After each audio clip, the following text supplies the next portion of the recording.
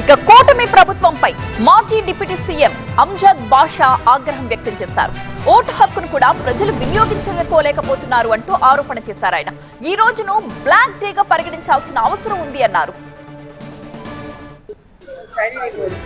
ఇవాళ ఈ ఆంధ్ర రాష్ట్రంలో ప్రజాస్వామ్యాన్ని పూర్తిగా కూని చేయడం జరిగింది.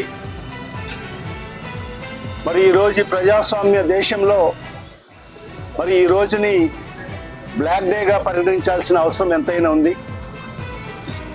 ఎందుకంటే ఈ ప్రజాస్వామ్య దేశంలో ప్రజాస్వామ్యబద్ధంగా ప్రజలు తమ ఓటు హక్కును కూడా వినియోగించే పరిస్థితి లేదు.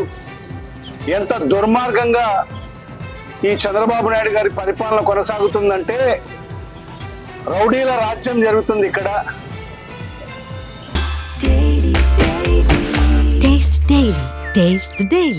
మరి ఇవాళ తెలుగుదేశం పార్టీ నుంచి గెలిచిన శాసనసభ్యులు కూడా ఒక రౌడీలాగా వ్యవహరిస్తూ మరి ఈరోజు ప్రజల్ని కూడా మరి వారి ఓటు హక్కుని కూడా వినియోగించుకోకుండా మరి ఏ రకంగా అడ్డుకుంటున్నారో తెల్లవారుజామున 4 గంటల నుంచి మనం చూస్తున్నాం.